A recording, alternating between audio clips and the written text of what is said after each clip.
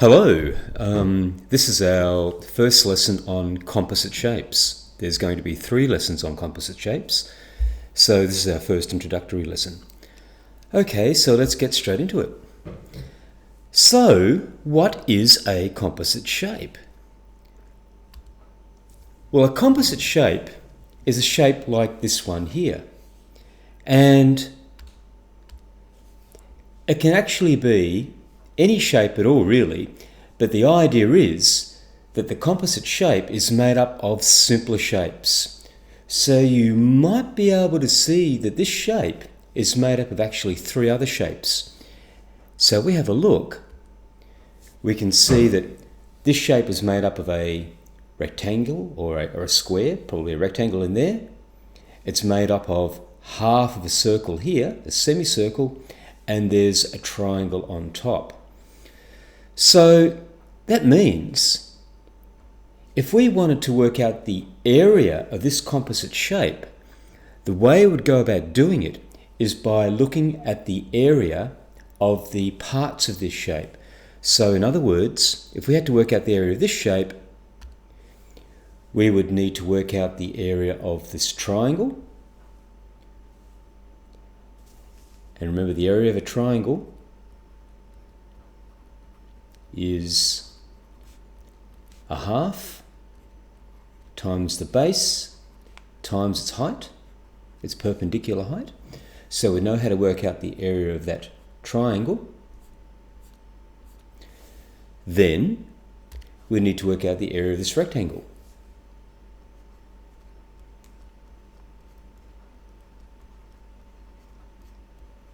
And of course we know the area of a rectangle is its length by its width.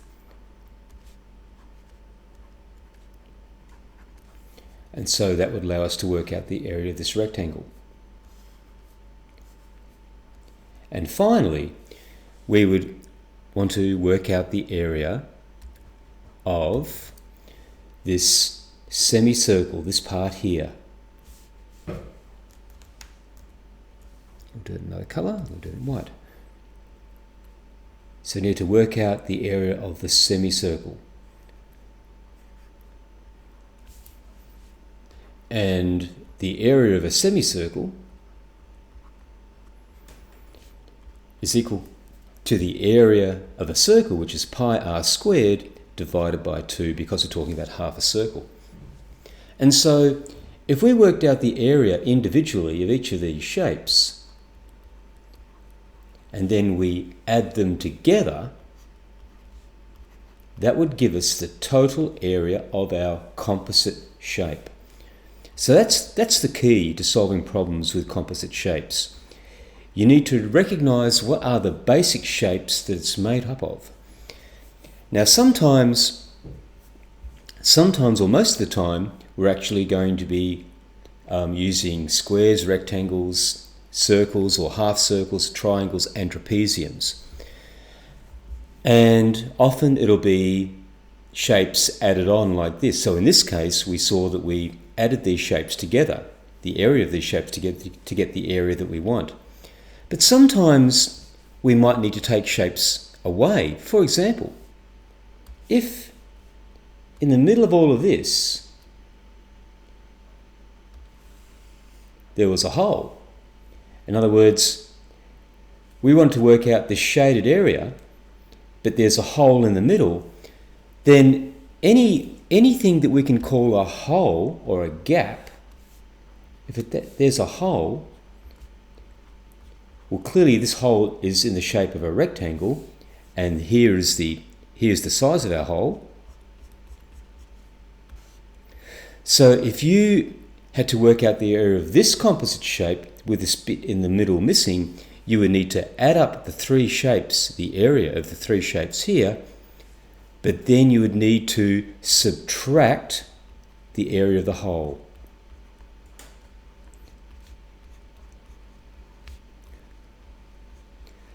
And that's a pretty important point as well. So to sum up, when we're dealing with composite shapes, we need to identify what the basic shapes are that go together to make up the shapes. we have to decide whether the shapes are being added, such as this triangle and this semicircle, or whether we need to take the shapes away in the case of this hole. And then what we do, we simply work out the area of each of the individual parts and then add them where we need to, and then take away the ones that we need to take away.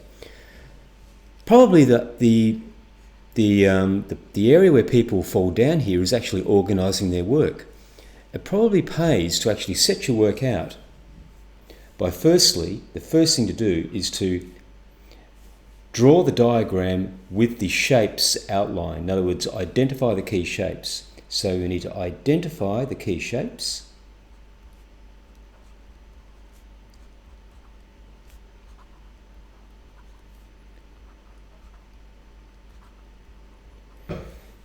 Then we need to decide, or we have to look up the formulas for those shapes. So we need to know how to work out the area of those shapes. So you need to write down the formulas that we're going to use. The formulas for the area, such as these three here.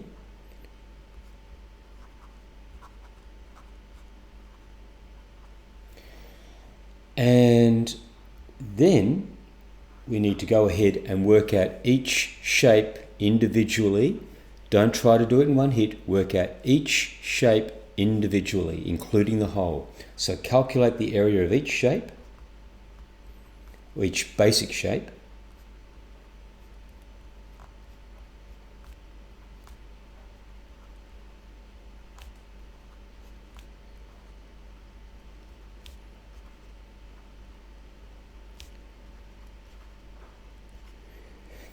Then, finally, the fourth step is make up a little table. Add and subtract. So, in this table, we would write down the areas that we add together. For example, in this case, the triangle, the rectangle, and the semicircle. We would add those areas here, so add the area of the triangle, the rectangle, and the semicircle. We'd add those areas together, and then we need to remind ourselves that this hole here, which is a rectangle, would need to be subtracted. And so this helps you to organise your work so you don't lose track of where you are. So you can clearly see which ones you have to add and which ones you have to subtract. Okay, so make sure you write these notes down, and the next screencast will be looking at some examples of actually solving or finding the areas of composite shapes.